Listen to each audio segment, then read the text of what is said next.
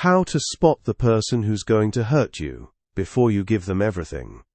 If you are an INFJ who has ever wondered why broken people find you, why they stay, why they take until there is nothing left, why your devotion is never quite enough to save them, this is your story. You are not naive in any way that matters, and you see further than most people ever will.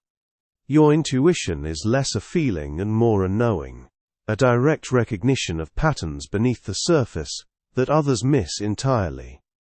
Yet there exists a particular blindness in those with sight. The same clarity that allows you to perceive another's potential also obscures your vision of their intention. You become a tuning fork for authenticity, but broken instruments still resonate. The paradox that haunts you. You can read people with supernatural precision, yet you consistently misread the one who matters most. You see through facades so easily, yet you become invested in the redemption story of someone fundamentally determined not to be redeemed. This is not a failure of perception or a flaw in your otherwise accurate intuitive capacity. This is the architecture of your own nature working against itself, in the presence of someone determined to exploit it. There are signs, 7 of them to be specific. Each one marks not a red flag in the traditional sense, but a green light you've learned to misinterpret, often because you desperately want it to mean something other than what it does. Each one contains within it a moment of recognition, a choice point, where you sense something is wrong but convince yourself otherwise. Learn to notice these moments. Not to close yourself off from connection, but to see yourself clearly in the room with another. Sign 1, they confess immediately. The first meeting unfolds over coffee, a conversation that quickly becomes a moment of vulnerability, offered to you like a gift.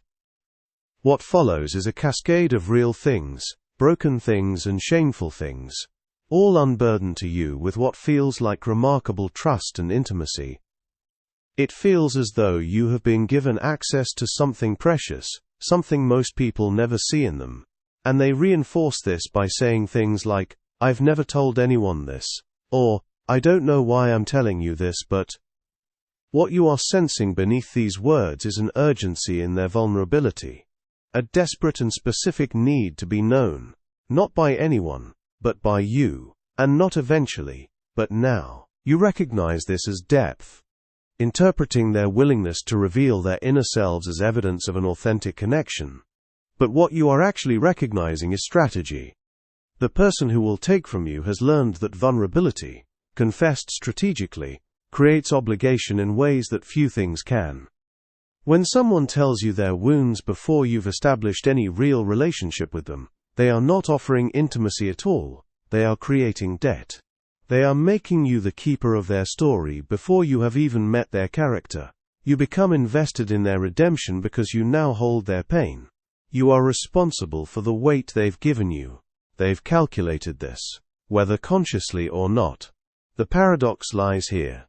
Genuine depth seekers like you can distinguish real vulnerability from performative confession. You can feel the difference between a wound shared because it must be spoken, and a wound weaponized as connection. Yet in the presence of someone skilled at appearing broken, your own need to help, to witness, to be the one person who understands, overrides your perception. Not all early vulnerability is manipulation, and some genuinely broken people do open up authentically. Still, all manipulators know with certainty that vulnerability works on the INFJ because it activates something primal. The need to witness, to understand, to be the one person who finally sees them. Picture this. You meet someone at a gathering. Within an hour, they've told you about their distant father, their failed relationship, and their struggle with self-doubt. By the end of the evening, you feel closer to them than you do to people you've known for years. They've given you a window into their interior. You rationalize that this is a connection, that you've simply met another depth seeker. You don't yet recognize that the intensity of their confession is not a measure of honesty, but of calculation. They are not opening up, they are fishing. They are testing how deeply you can be drawn into their narrative. They've learned which stories move people like you. By the time you realize this, You've already decided to be their person. You've already made space for them. The debt has compounded. The real depth seeker moves slowly through their own revelations, unfolding their vulnerability over time, in contextual moments, and with reciprocity. A genuine person reveals themselves gradually and authentically, as trust is genuinely earned between you, not as a strategy deployed for instant intimacy and indebtedness. Sign 2. They are extraordinarily similar to you. They understand you in ways that go beyond surface-level observation. They demonstrate a comprehension of your specific nature, your particular way of moving through the world, that most people never seem to achieve, not in years of knowing you. They grasp why you withdraw sometimes without needing explanation. They seem to know, without being told, why you need solitude and space. They seem to speak your language, to understand your references before you make them. It is as though you have found another rare thing, another person who appears to be built from the same material, the same soul stuff as you are. Not all similarities are genuine, and the person you've met may be extraordinarily skilled at the subtle art of mirroring, a practice so refined that it becomes nearly indistinguishable from authentic resonance. The mirrorer observes you and becomes what you need them to be. They adopt your references, echo your values, use your language, and share your sensibilities. They do this so fluidly that it feels natural, like meeting a kindred spirit rather than witnessing a performance. Yet there is a crucial distinction. The genuine kindred spirit is a variation of themselves who shares your essential nature. The mirrorer is a chameleon who has decided that becoming you is the fastest route to your devotion. You might notice small inconsistencies emerging over time. The way their values seem to shift depending on who they're with. The way the intellectual depth they showed you last week seems absent in other contexts. The way their opinions on matters they claimed mattered deeply to them change when convenient. But by this point you've already invested too much of yourself to let these contradictions matter. The paradox: you are drawn to authenticity above all things, yet you are vulnerable to the person who can convincingly perform it. Your hunger for genuine connection, for being understood without explanation, makes you susceptible to the performance artist who has learned your language so well that the fakery becomes indistinguishable from truth. You are not fooled because your standards are too high. You are fooled because your standards, though refined, are being tested by someone who has studied the test. Imagine this. You've spent most of your life feeling misunderstood. Your depth, your perceptiveness, your emotional complexity. These are gifts that isolate you. So when someone arrives who seems to grasp all of this, who validates the very things about yourself you've questioned, who says, "I get you, I really get you," with what feels like genuine recognition, the relief is profound. The wound of perpetual loneliness finally feels like it might be tended. You don't notice that this person has become a mirror, because their reflection feels like coming home. The authentic kindred spirit remains themselves, and continues to be themselves, even when you discover that there are differences between you. They don't shift their fundamental values to accommodate your expectations, or to keep you invested. They are compatible with you as a natural result of who they actually are, not contingent upon your approval or affection. Sign 3. Your boundaries erode faster than you'd thought possible. You have boundaries. Carefully constructed, hard-won boundaries that you've learned through painful experience. You've learned them the hard way. You know where you end, and others begin. You understand that your emotional labor is finite, your time is your own, and your solitude is not a choice, but a necessity for your survival as a conscious being. You've built frameworks to protect these things, and you are in many ways unusually self-aware of what you need. Yet with this person your boundaries begin to soften almost immediately in ways that surprise you, because they need you at inconvenient times. You find yourself there regardless, because they ask for things you'd normally decline, and you discover reasons to say yes, because they encroach on your solitude. You tell yourself it's fine, it's them, it's different from everyone else. You begin to justify exceptions to the rules you've set for yourself, thinking, They're different, and they understand why I need space, so it's okay that they don't always give it to me. When in fact you are not weakening and you are not naive, you are rationalizing. What is happening is slower than betrayal, but more insidious than obvious violation. Because your boundaries are not being violently crossed and destroyed. They are being negotiated away through 1,000 small surrenders, through just this once and just this time, until you realize you have trained this person to expect more with each compromise you make. Each time you say yes when you meant no, you are training this person to expect more. Each time you soften your own rules, you are signaling that your boundaries are negotiable when they are not. The person who will hurt you does not typically assault your boundaries with force and drama. Rather, they dissolve them gradually through what feels like reasonable compromise, through appeals to your empathy, through making you feel that enforcing your own limits is fundamentally unkind. They introduce small intrusions, testing, always testing, and they push gently where you said no, watching to see if you hold firm. Most often you don't, and so they push a little further, recognizing that the erosion is so gradual you cannot pinpoint exactly where it began. The paradox: you who have fought so hard to understand and protect yourself, become complicit in your own dissolution. It is not done to you, it is done with your cooperation. And this knowledge, that you have allowed it, may hurt you more than the violation itself. Consider this specific moment. They call you late at night, upset about something. You've told them before that you need your evenings to recharge, that late calls exhaust you. But their need feels urgent to you in that moment. Their pain feels real and immediate. How can you deny them in a moment like this? So you don't deny them, you answer. You sit with them on the phone for an hour. By the 10th time this happens, you are no longer the person who protected their solitude. You are the person who is on call. Your boundary hasn't been broken. It has been rewritten, consensually but deceptively, in service of another's needs. The person worth keeping respects your stated boundaries, even when it inconveniences them. They do not ask for the exception, and expect you to provide it. Sign 4. They make you responsible for their emotional state. This is subtle and insidious, in ways that brute force could never achieve.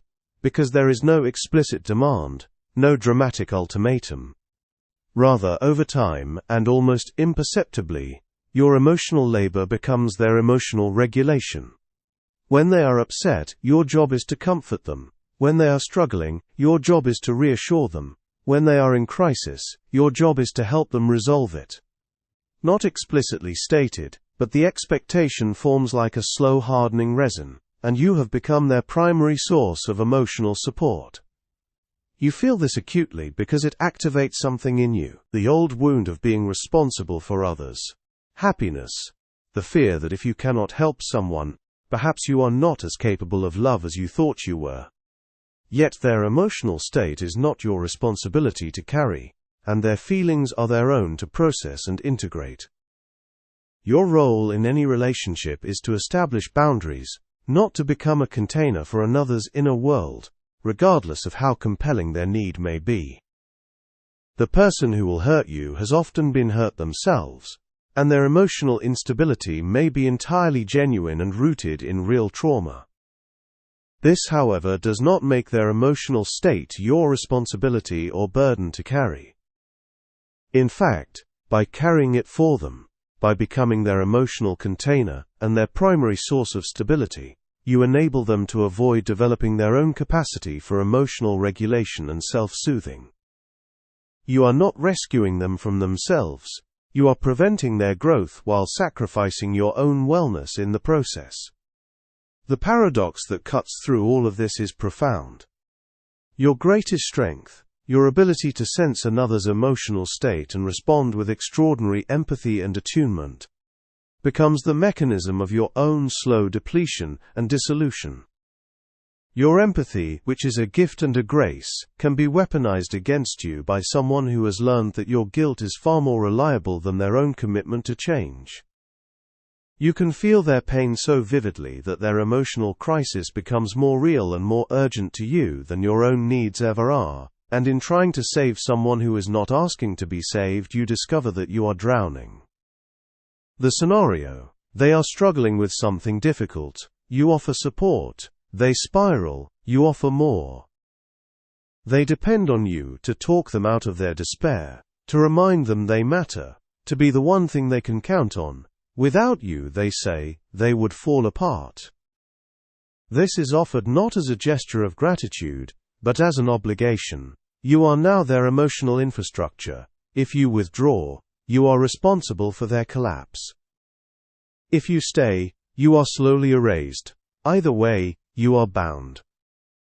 The person worth keeping takes full responsibility for their own emotional life and well-being.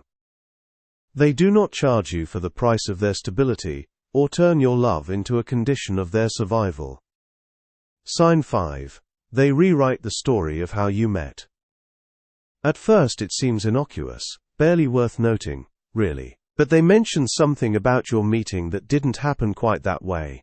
Or they emphasize an aspect you didn't emphasize.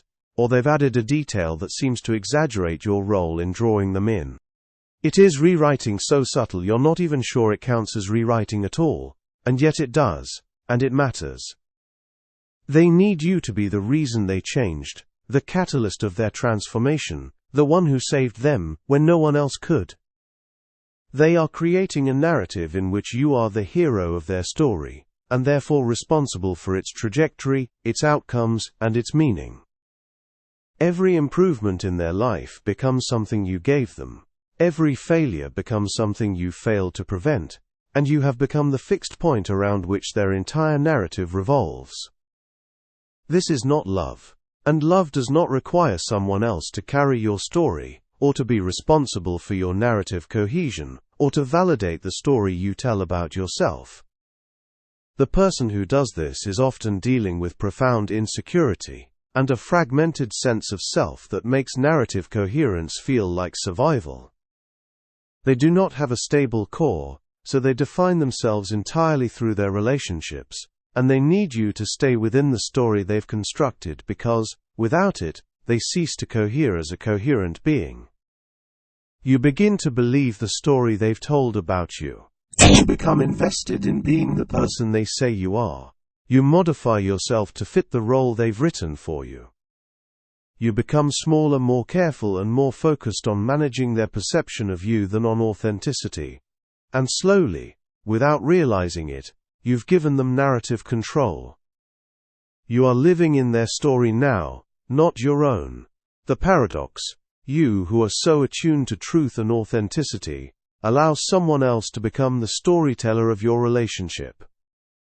You know, their version is incomplete, self-serving, and inaccurate. Yet you do not correct it. Why? Because to correct it would be to withdraw the thing they most need from you, the validation that their story is real. Picture this. Early on you did something kind for them, offered support, listened without judgment. They have now transformed this simple act of human kindness into the foundational story of your entire connection. You saved me. When you try to gently correct this mischaracterization, I just listened, you say, wanting to be honest and clear about what actually happened. They interpret this as rejection. You are supposed to accept the role they've written for you. Your humility is reframed as false modesty. Your attempt at clarity becomes a betrayal. So you stop correcting it. Their story becomes the official story. And now you are bound to be the person they need you to be, whether that is real or not. The person worth keeping tells the truth about how you met, what happened, and who did what. They do not require you to be their redemption story. Sign 6. You sense it's wrong, but you rationalize it as depth. There is a moment, perhaps many moments, where something lands in your intuition as off. Not dramatically or obviously wrong, but misaligned with your own sense of truth, in ways that feel significant. A gesture that seems calculated. A word choice that seems rehearsed. A consistency that seems too perfect to be accidental.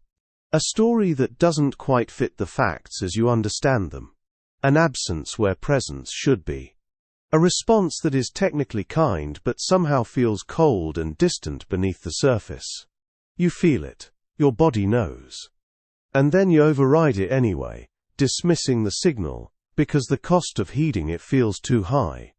You tell yourself that you are being paranoid or that your standards are too high or shallow. People often misunderstand that depth, that people are complex and deserving of grace, that you cannot judge anyone too harshly, when really you are intellectualizing the warning your intuition is sending because you've been told before, perhaps by people who benefited from your blindness, that you overthink things. You have been accused of being too selective, too critical, too hard to please, so when your intuition flags something as wrong, you second-guess yourself, instead of trusting it.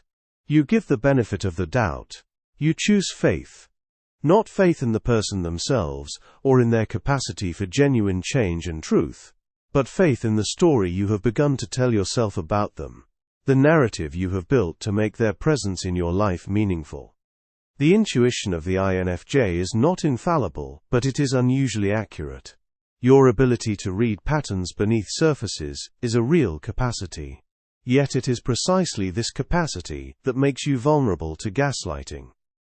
When someone suggests that your intuition is wrong, that you're reading too much into things, that not everything is that deep, a part of you wonders if they're right.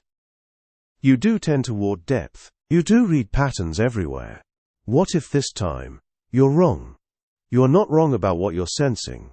Your perception is accurate, your reading is true, but your willingness to doubt yourself, to override your own wisdom, to choose faith over knowing, this is precisely what makes you exploitable by someone determined enough to test it. The person who will hurt you often knows that you have this capacity. They may even be drawn to you because of it, because dating someone with accurate intuition is a fascinating challenge, a game to see if they can make the undeceivable become deceived. When your intuition flags them, they are prepared. They have a ready response. You're reading too much into this. You're being paranoid. I thought you, of all people, would understand that people are complex. They make your strength into a vulnerability. The paradox. Your clarity of perception, combined with your empathetic need to believe the best in people, creates a perfect storm. You see clearly, and choose blindness. You sense danger, and call it depth. You know something is wrong, and you persuade yourself that you are just being difficult. The scenario. You ask them about something that troubled you.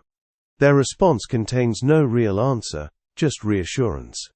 They tell you that you're overthinking, that your sensitivity is showing, that if you trusted them, you wouldn't question. Part of you knows that this is a non-answer dressed as reassurance. Part of you recognizes the manipulation. Yet another part of you, the part that wants so desperately to believe this can work, that they can be trusted, that you've finally found someone worthy, chooses to accept it. You don't bring it up again. You've trained yourself to ignore the warning. The person worth keeping welcomes your questions, and answers them directly and honestly, without defensiveness or manipulation. They do not make you doubt your own perception, or override your intuition. Sign 7. You begin to disappear. This is the most important one of all the signs, because by the time you notice this final dissolution, the others have usually already completed their work so thoroughly that you barely recognize what has happened. You are smaller than you were. Your own dreams have faded into the background of your life. Your solitude, once sacred, is now something you steal in guilty, rushed moments. Your creativity is gone, or has been redirected entirely to serve their needs. Your boundaries have dissolved almost entirely. Your intuition has been questioned and undermined so often that you no longer trust it to tell you the truth. You still see clearly. That capacity has not been taken from you. But you have learned to stay silent. You still feel deeply with that characteristic INFJ intensity. But you have learned to diminish it, to apologize for it, to make it smaller. You still need solitude as much as you ever did. But you have learned to apologize for that need as well. You have become less yourself, contorting into whatever shape allows you to fit within the space they've carved out. And the most tragic part of all of this is that you did this to yourself, becoming complicit in your own slow erasure. This is not love. Love does not require your absence or your silence or your diminishment. The INFJ has spent their whole life trying to fit into spaces designed for others. School systems that don't understand your depth. Work environments that see your sensitivity as a weakness. Families that expect you to be the emotional caretaker. You have become an expert at contorting yourself, at making yourself small, at prioritizing others, comfort above your own reality. You have learned that your nature is inconvenient. You have learned to apologize for existing. So when someone comes along and asks you for this very thing, to shrink, to accommodate, to make space for them, a part of you feels relieved. Finally you think, someone who wants to be my whole world. What you don't yet understand is that being someone's whole world means that nothing else of you survives. The person who loves you does not ask you to disappear. They are drawn to you precisely because of who you are. Your depth, your sensitivity, your solitude, your intensity, your truth-seeking. These are not things to be accommodated, they are things to be met with equal presence.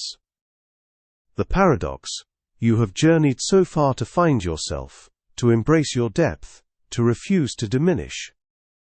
Yet the moment someone offers you the illusion of belonging, you erase everything you fought to become.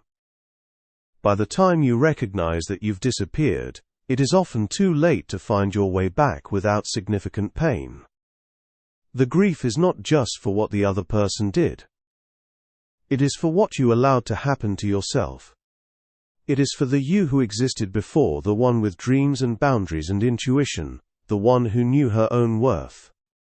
That person is still in there, but retrieving her will require more honesty than many people can bear. The scenario, the painful one. You realize one day that you cannot remember the last time you did something purely for yourself. You cannot remember what your own dreams were before they became entangled with theirs. You look in the mirror and see someone who looks like you but does not feel like you. You know exactly when this began. It was gradual, so gradual that each small surrender seemed reasonable, but you cannot locate the moment where you could have chosen differently. This is where you are. This is where many INFJs find themselves. The person worth keeping makes space for your whole self. Not a curated version designed to please them, not the parts that serve their needs, but all of you in your full complexity, depth, intensity, and sometimes difficult truth. These 7 signs are not written in stone. They are not destiny or fate or inevitable collapse. They are moments of choice, every single one of them. Each one is a point where you could have held your own truth, where you could have said no with conviction, where you could have trusted your intuition and acted on it. You do not always make that choice, and few of us do when the stakes feel this high. We are complicated creatures, we INFJs, complex and paradoxical. We love too deeply, see too clearly, feel too much, and we want so desperately to help, to heal, to be the one person who understands. But understanding someone deeply is not the same thing as saving them from their own choices.